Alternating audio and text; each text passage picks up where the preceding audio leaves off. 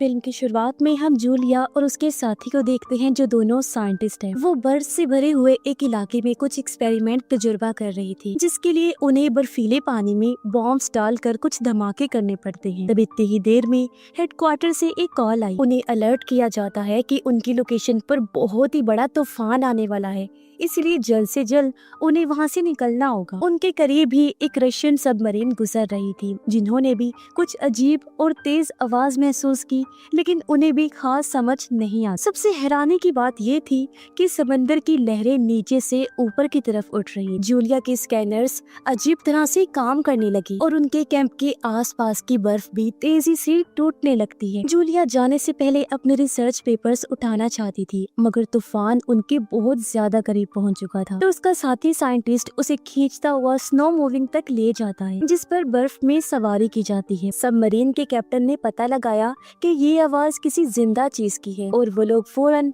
इससे बचने की कोशिश करने लगते हैं। लेकिन अचानक पानी के अंदर ही सबमरीन से वो बहुत बड़ी चीज टकरा जाती है। जूलिया और उसका साथी बर्फ टूटने की वजह से जल्दी से भागने की कोशिश कर रहे थे, लेकिन बदकिस्मती से आगे भी बर्फ टूटने लगी, जिससे उनकी स्नो मूविंग, जो उनका इकलौता जरिया थी वहाँ से निकलने का, वो जोर से टकराई और जल कर राख हो गई, फिर पानी में डूब जाती है। और तो और जल्दी ही धमाकों ने उनके कैंप को भी उड़ा कर रख दिया और बचे हुए साइंटिस्ट धीरे धीरे डूब कर मरने लगते हैं। उधर सबमरीन को भी लगातार नुकसान पहुंच रहा था और वो लोग बड़ी मुश्किल से अपने सीट्स पर बैठे थे, क्योंकि सब कुछ जोर जोर से हिल रहा होता है। काफी कोशिशों के बाद वो फायर करने में कामयाब हो गए, यानी आग के हमला करने में, जिससे निकल रही रोशनी से हम वहाँ बड़े बड़े टेंटिकल्स साफ साफ देख पाते हैं। तभी एक आदमी शीशे की स्क्रीन से टकराकर दूर जाकर गिरा और चोट की वजह से बेहोश हो जाता है। अब इससे पहले कि सबमरीन पूरी तरह डूब जाती, एक ऑफिसर इमरजेंसी मैसेज भेज देता है और रशियन नेवी के हेडक्वार्टर में सबमरीन के गायब होने की खबर पहुंच जाती है। क्योंकि इस सबमरीन में बहुत जरूरी हथियार थे, इसीलिए वो या तो इसे बचाने और अगर बचा नहीं सके तो उड़ाने के लिए रेस्क्यू टीम भेजते हैं। इस मिशन को लीड करने वाले साइंटिस्ट का नाम विक्टर होता है, जो पानी में फंसी हुई सबमरीन के कैप्टन का भाई है। उनकी फैमिली काफी परेशान थी कि कहीं विक्टर भी वहाँ फंस ना जाए। उसकी माँ को बहुत ज्यादा टेंशन हो रही थी, इसलिए उन्होंने विक्टर को एक घड़ी दी जो उसके डैड की थी, जो भी इस दुनिया में नहीं है। उसकी मॉम ने कहा, ये तुम्हारी हिफाजत करेगी, वो जहाँ भी होंगे तुम्हारा ख्याल रखेंगे। उस रात विक्टर डॉक्स पर पहुंचा तो उससे पता चला कि उसके डैड के पुराने दोस्त जो सीनियर ऑफिसर हैं, वो भी मिशन पर जा रहे हैं। अब उसे फिक्र होने लगी कि इनकी उम्र काफी ज्यादा हो गई है, तो कहीं इन्हें कुछ हो ना जाए। इसके बाद उनके क्रू के ग्रुप के सभी लोग सबमरीन में चढ़ जाते हैं। दूसरी तरफ जूलिया और उसका साथी बर्फीले तूफान में भटक रही थी। वो यहाँ सिग्नल पकड़ने की कोशिश में थे कि जूलिया का ध्यान भटक जाता है और वो एक गहरी खाई में गिरने ही वाली थी कि तभी उसके साथी ने उसे ऐन वक्त पर साइड पर करके बचा लिया। उसी वक्त जूलिया के फोन में एक ऑयल रिग का सिग्नल आया, यानी समंदर में मौजूद ऐसी जगह का जहां ऑयल निकालने के लिए खुदाई करने वाली टीम रहती है। और अब सिग्नल मिलते ही उसने कॉल मिला दी, लेकिन बर्फीले तूफान की वजह से इतना ज्यादा शोर था कि रिग के लोग उसकी बात समझ ही नहीं पाते और थोड़ी ही देर में सिग्नल्स चले गए और कॉल कट हो जाती है। जूलिया का साथी भी काफी परेशान हो चुका था। उसने एक फ्लेयर गन आसमान की तरफ छोड़ी और थकान की वजह से जमीन पर बैठ जाता है। अगली सुबह विक्टर वाली सबमरीन दूसरी सबमरीन वाली जगह पर पहुंची, जहां वो गायब हुई थी। बहुत तैयारी के बाद वो लोग पानी में उतरते हैं। यहाँ क्रू नोटिस करता है कि सीनियर ऑफिसर विक्टर को एक प्राइवेट रूम में ले गए हैं, जहाँ कुछ सीनियर ऑफिसर्स पहले से ही मौजूद थे और उन्हें एक रिपोर्ट पढ़ने के लिए दी जाती है, जिसे पढ़कर सब लोग बहुत ज्यादा परेशान हो जाते हैं। जल्द ही पुरानी सबमरीन की गायब होने की अफवाहें हर तरफ फैलने लगती हैं। वहीं दूसरी तरफ जूलिया और उसके साथी को एक बुई बर्फ में फंसी हुई मिली। बुई दरअसल एक ऐसी डिवाइस है जो पानी में तैरते हुए आसपास के जहाजों को सिग्नल भेजती है। तब उनके अंदर एक उम्मीद जाग गई कि कोई तो उन्हें ढूंढने जरूर आएगा। इसके बाद वो इधर उधर भटकना बंद करके वहीं रुक जाते हैं। जब सबमरीन को बुई का सिग्नल मिला तो दोनों फौरन उसी तरफ बढ़ने लगते हैं और सबमरीन अचानक बहुत सारी वेल्स सबमरीन के चारों तरफ घूमने लगती हैं, मगर क्रू मेंबर्स भी बिना उन्हें चोट पहुंचाए नीचे जाने की कोशिश करने लगे। एक वेल गलती से स्क्रू हेड से टकरा गई,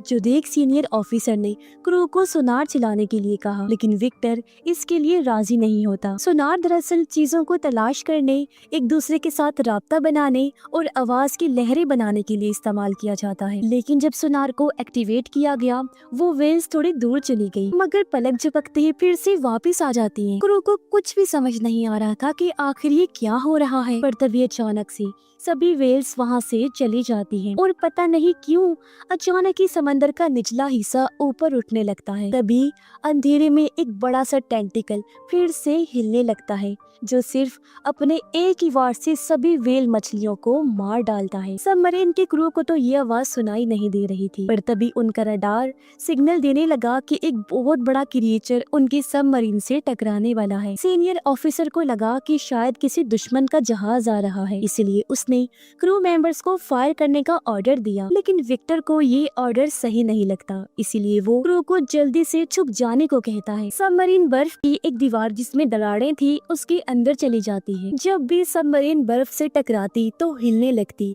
और रडार की आवाज भी और तेज होती जा रही थी, जिससे हेडफोन्स लगाए हुए लोगों के कान दर्द करने लगते हैं। जैसे ही वो अजीब दुश्मन उनका पीछा करता है, क्रू को सबमरीन रोकनी पड़ी, क्योंकि एक दीवार ने उनका रास्ता रोक लिया होता है। लेकिन खुशी की बात ये थी कि उनका पीछा करने वाला वो अनजान दुश्मन तब तक जा चुका था। जब क्रू सबमरीन के डैमेज का अंदाजा लगा रही थी, तो सीनियर ऑफिसर विक्टर को डांटता है कि उसने बिना सोचे समझे रिस्क लिया। अब उनके पास कोई ऑप्शन नहीं बचता, इसीलिए उन्हें सबमरीन को ठीक करने के लिए पानी के ऊपर आना होगा। वही जूलिया और उसका साथी एक दूसरे के साथ लगकर पत्थरों के नीचे लेटे हुए थे ताकि उन्हें सर्दी कम लगे। अचानक बर्फ टूटने की आवाज सुनाई दी और सबमरीन पानी से बाहर निकल आती है। सबमरीन में से लोग फौरन इन दोनों को देखकर इनके पास आ गए। क्रू मेंबर्स उनसे मिलकर अच्छे से उनकी बात सुनते हैं।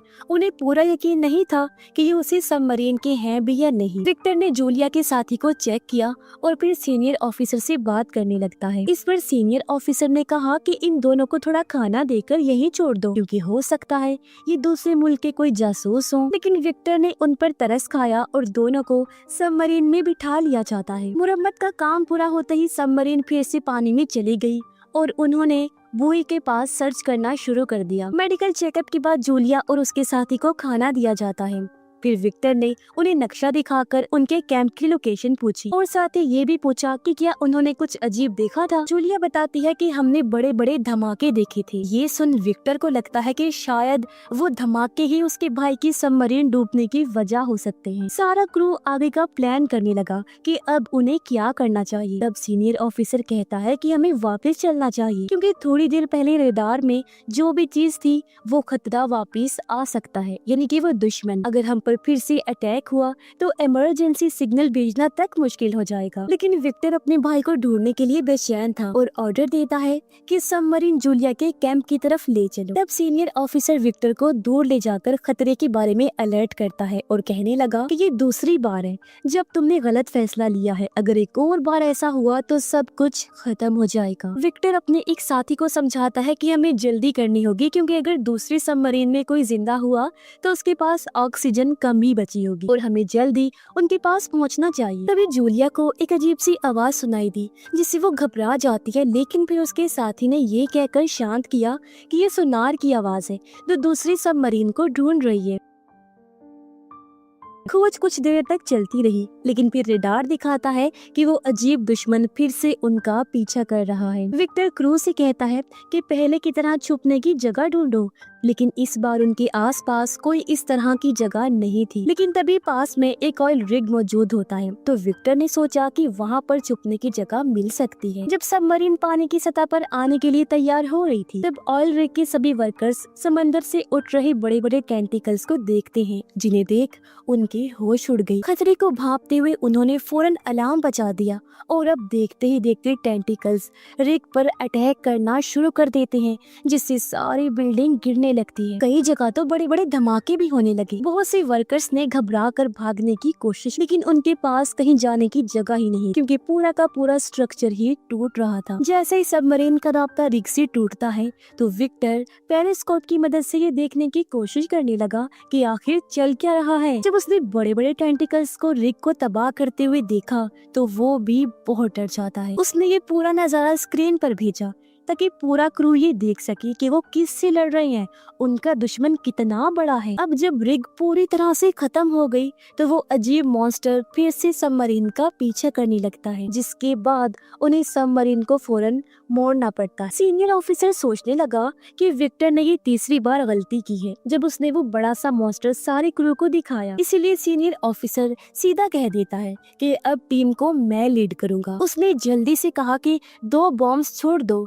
ऐसा ही किया गया, जो दोनों बॉम्ब्स सीधे टारगेट पर जा लगे। इस पर सीनियर ऑफिसर को लगा कि दुश्मन मर चुका है और वो कहता है कि देखो ऐसे होता है काम। लेकिन तभी उसके चेहरे के रंग उड़ गए जब एक ऑफिसर कहता है कि दुश्मन अभी भी जिंदा है, जो अब और गुस्से में आगे बढ़ रहा है। अब एक और बॉम्ब छोड़ा गया जिससे एक बार फिर धमाका हुआ, जो हालांकि टारगेट को फिर से लगता है, लेकिन ये भी उस बड़े सी मॉन्स्टर को मारने के लिए काफी नहीं था। मॉन्स्टर सबमरीन का पीछा करता रहता है और सीनियर ऑफिसर डर की वजह से कुछ नहीं कर पाता। तब विक्टर ने फिर से टीम को लीड करना शुरू कर दिया और कहा कि जितना हो सके सबमरीन को तेज भगाओ। वो लोग उस मॉन्स्टर के ज्यादातर अटैक से बच गए, लेकिन एक टेंटिकल सबमरीन को जोर से टकरा गया, जिससे सबमरीन को काफी नुकसान पहुंचा। जैसे वहाँ पर काम कर रहे लोगों को भी बहुत चोटें आई। विक्टर का भी सर टकरा गया और उसे चक्कर आने लगते हैं। कुछ कंप्यूटर्स में शॉर्ट सर्किट हो गई और एक कंप्यूटर तो सीधा एक आदमी के ऊपर जा गिरता है,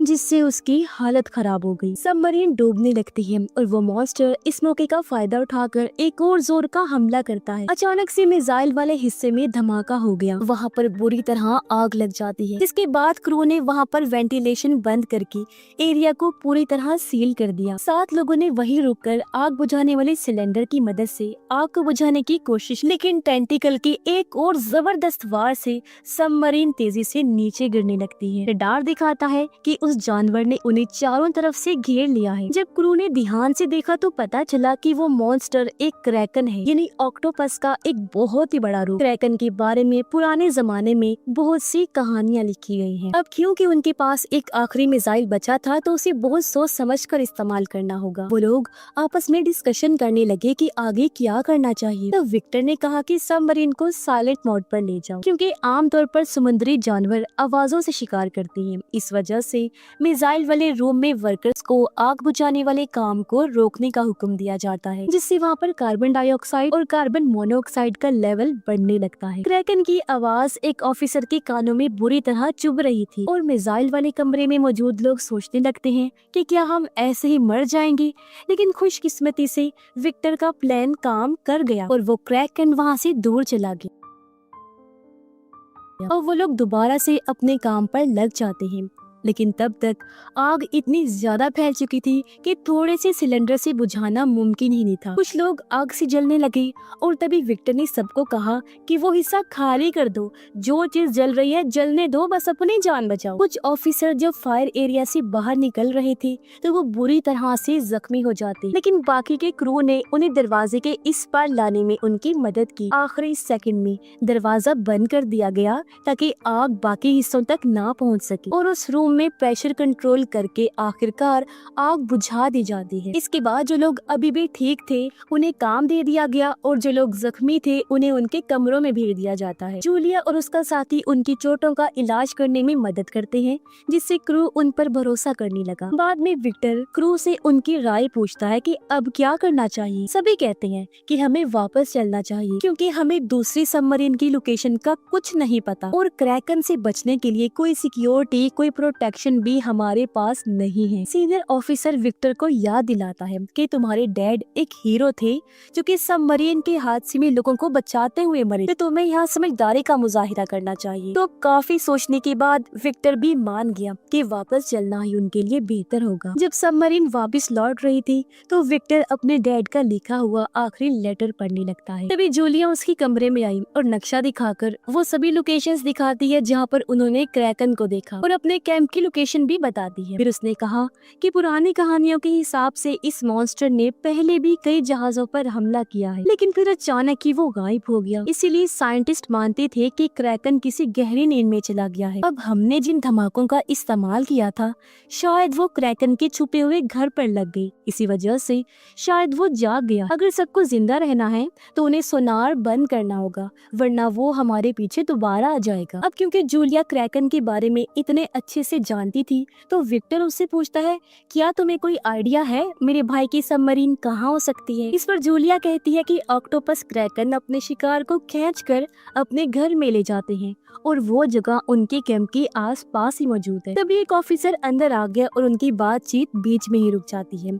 ऑफिसर कहता है कि हमें एक क्लू मिला है कि वहाँ लोग जिंदा, जो कहकर वो साइलेंट मोड के दौरान की गई रिकॉर्डिंग सुनाता है। इसमें सबको सुनाई देता है कि कोई किसी लोहे पर बार बार ठक ठक कर रहा है। वो सिग्नल को ट्रैक करते हैं, ढूंढते हैं और उन्हें पता चलता है कि ये आवाज जूलिया के कैंप के पास ही आ रही है। इसका मतलब साफ था कि दूसरी सबमरीन में अभी भी कुछ लोग जिंदा हैं। ये देखकर विक्टर ने सबको बुलाया और कहा कि देखो, हमारे फौजी उस सबमरीन में बंद हैं, जिंदगी और मौत के बीच खड़े हुए हैं। अगर उन्हें हम नहीं बचाएंगे तो कौन बचाएगा? ये मत सोचना कि मैं सिर्फ अपने भाई के लिए वहाँ जाना चाहता हूँ। अगर तुम में से भी कोई एक भी वहाँ होता तो मैं एक आदमी के लिए भी ये करता। जिसके बाद उसने अपने साथियों को सीधा ऑर्डर दिया कि सबमरीन को जूलिया के कैंप की तरफ ले चलो। अचानक मशीन और दीवारों में से नट बोल्ट्स निकलने लगे, ग्लास और लाइट्स टूटने लगती हैं। इसका मतलब था कि सबमरीन ज्यादा गहरे पानी में चली गई है। इस वजह से वो लोग सबमरीन को थोड़ा ऊपर ले गए। तब एक ऑफिसर ने नोटिस किया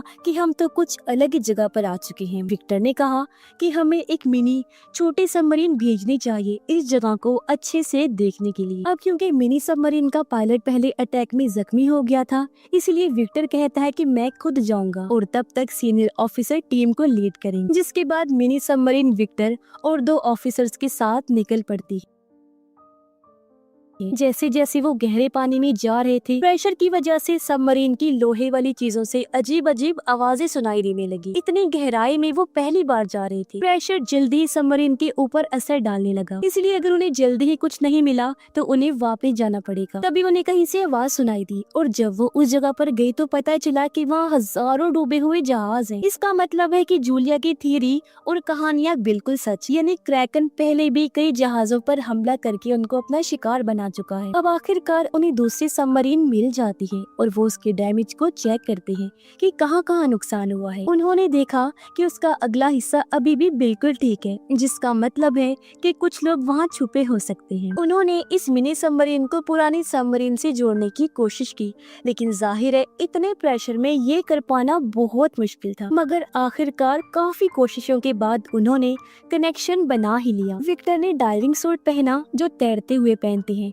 और इस कनेक्शन की मदद से दूसरी सबमरीन में चला जाता है। दरवाजा उसने जब खोला तो अंदर जाकर उसे बहुत खुशी हुई, क्योंकि उसके भाई अलेक्जेंडर समेत पूरा क्रू जिंदा था। इस बारे में उन्होंने फौरन मेन सबमरीन को बताया, जो भी खुशी से जश्न मनाने लगते हैं। अब विक्टर ने जितने लोग फिट हो सकते थे उतने मिनी सबमरीन में भेजे, लेकिन सबको बचाने के लिए 2 बारियां लगनी। इसलिए विक्टर ने फैसला किया कि मैं अपने भाई के साथ इधर ही रुकूंगा। उन्होंने सबमरीन के आगे वाले हिस्से पर एक ट्रैकर लगा दिया ताकि उनकी लोकेशन खो ना जाए। लेकिन फिर उन्हें याद आया कि क्रैकन भी सिग्नल को पकड़ सकता है, इसलिए उस ट्रैकर को बंद कर दिया गया। जब मिनी सबमरीन वहाँ से निकली तो पूरी सबमरीन एक दफा के लिए जोर से हिल गई, मगर नीचे नहीं गिरती। जल्द ही वो लोग मेन सबमरीन तक पहुँच गए और बचाए गए लोगों का इलाज शुरू कर दिया जाता। मगर सबमरीन चला रहा पायलट अब दूसरी बार जाने के काबिल नहीं था, उसकी हालत खराब। इसीलिए जूलिया ने अपने साथी को मदद करने के लिए कहा, क्योंकि वो पहले भी सबमरीन में काम कर चुका था, इसीलिए मान जाता है। जब मिनी सबमरीन वहाँ से निकली तब सीनियर ऑफिसर रेडार में देखता है कि क्रैकन फिर से हिलना शुरू हो गया है। दूसरी तरफ विक्टर और अलेक्जेंडर उन खतरनाक हथियारों को ढूंढने गए जो उनके सीनियर्स ने मांगे थे। वो तबाह हुए एरिया में जाके तिजोरी से कोड निकालते हैं, लेकिन जब उन्होंने कंप्यूटर में कोड डालने की कोशिश की तो सिस्टम ने काम ही नहीं किया। लेकिन विक्टर हार मानने वालों में से नहीं था और कई सारे बटन्स एक साथ दबाने के बाद आखिर कंप्यूटर ऑन हो जाता है। उन्होंने देखा कि ये हथियार अभी भी काम कर रहे हैं इन हथियारों में से निकलने वाले सिग्नल्स को मिनी सबमरीन ने पकड़ लिया और सिग्नल्स का पीछा करते हुए वहां पहुंच जाते हैं। लेकिन मेन सबमरीन में सब लोग डर चुके थे क्योंकि क्रैकन उनके बहुत करीब आ चुका था। क्रू ने जल्दी से सबमरीन को समंदर के निचले हिस्से में लैंड कर दिया और साइलेंट मोड में चले गए। क्रैकन एक बड़ा पत्थर सबमरीन पर फेंकता है जिससे वो हिस्सा डैमेज हो गया और पानी अंदर आना शुरू हो जाता है, जिससे सब लोग काफी घबरा जाते हैं। उधर जल्दी मिनी सबमरीन विक्टर की लोकेशन तक पहुंच जाती है, लेकिन जब वो आगे बढ़ रही थी तब गलती से ट्रैकर ऑन हो गया। क्रैकन मेन सबमरीन पर अटैक करने ही वाला था, लेकिन ट्रैकर का सिग्नल पाते ही वो अपनी केव इन गार की तरफ बढ़ने लगता है, उस सबमरीन की तरफ। सीनियर ऑफिसर ने क्रू को ऑर्डर दिया कि जल्दी से इस मौके का फायदा उठाकर ऊपर चलो। इसी दौरान विक्टर हथियारों वाले कमरे तक पहुंचने की कोशिश कर रहा था, जो क्रैकन के हमले की वजह से बंद हो गया था। अलेक्जेंडर ने मिनी सबमरीन की जब आवाज सुनी तो अपने क्रू को जाने के लिए कहा, जबकि वो खुद अपने भाई विक्टर का इंतजार करने लगता है। आखिरकार विक्टर हथियारों वाले कमरे में पहुंच गया और उसने मिसाइल के अंदर कोड डालना शुरू कर दिए, जबकि अलेक्जेंडर कंप्यूटर में कोड डाल रहा था। हथियार लोड होने में थोड़ा टाइम लग रहा था। इसी दौरान क्रैकन ने उन्हें ढूंढ लिया। वो लोग भी उसके हमले के लिए दिमागी तौर पर तैयार थे। जब उसके टेंटिकल्स सबमरीन की चारों तरफ घूम रही थी, दोनों भाई आपस में बात करते हैं और अपनी पुरानी लड़ाइयों के लिए एक दूसरे से माफी मांगते हैं। क्रैकन ने एक झटके में सबमरीन का आधा हिस्सा तोड़ दिया, लेकिन वो हिस्सा तो पहले ही खाली था। क्रैकन दोबारा अटैक करने वाला था, तब दोनों भाइयों ने एक साथ बटन दबा दिए ताकि हथियार फायर हो सके। अब पानी सबमरीन में घुसने लगा था, इसलिए विक्टर जल्दी से पाइप के जरिए वापस अलेक्जेंडर के पास आ जाता है। अब वो हथियार जल्दी खुद ब खुद फटने वाले थे, तो दोनों भाई तेजी से निकलने की कोशिश करते हैं। सबमरीन अब डूब रही थी और जोरदार लहरों की वजह से कॉरिडोर में पानी आ रहा था, जिस वजह से दोनों भाई अलग हो गए। विक्टर अलेक्जेंडर को ढूंढता हुआ उसका हाथ पानी से बाहर निकलते हुए देख लेता है। तब उसने फौरन अपने भाई का हाथ पकड़कर उसे अपने पास खींच लिया और आखिर सही सलामत अलेक्जेंडर को विक्टर बचा लेता है। दोनों भाई सीढ़ियां चढ़कर मिनी सबमरीन में घुस गए और दरवाजा बंद कर लेते हैं ताकि पानी अंदर ना आ सके। अब धमाकों के लिए सिर्फ 2 मिनट बचे हैं, लेकिन मिनी सबमरीन लॉन्च नहीं हो पा रही थी। जब वो लोग मेन सबमरीन से जुड़ने की वजह से नीचे जा रहे थे तो विक्टर को इमरजेंसी लीवर नजर आया। उसे खींचते ही मिनी सबमरीन आखिर दूसरी सबमरीन से अलग हो जाती है और अब वो तेजी से वहाँ से निकलने लगते हैं। जैसे वहाँ ब्लास्ट होते हैं तो तेजी से लहरों की वजह से उनकी मिनी सबमरीन जोर से घूमने लगती है, जबकि ऊपर मेन सबमरीन में सब लोग बस उनकी सही सलामत ऊपर आने का इंतजार कर रही थी। कुछ देर बाद सबके हौसले टूटने लगे। उन्हें लगा कि शायद वो दोनों भाई मर चुके हैं और उनके चेहरे अफसोस से लटक गए। लेकिन तभी पानी में कुछ बबल्स आने लगे। वो मिनी सबमरीन ही थी जो आखिर सही सलामत ऊपर आ जाती है। सब लोग खुशी में जश्न मनाने लगते हैं कि हम सभी आखिरकार बच गए और दोनों भाइयों की बहादुरी और विक्टर ने जैसे क्रू को लीड किया उसकी तारीफ करती हैं। दोनों की माँ भी उनका इंतजार कर रही थी और जब उन्होंने देखा कि मेरे दोनों बेटे ही सही सलामत वापस लौट आए हैं तो उनकी जान में जान आई। माँ बेटे एक दूसरे से मिलकर बहुत खुश होते हैं और इसी के साथ ही ये कहानी भी इधर ही खत्म हो जाती है।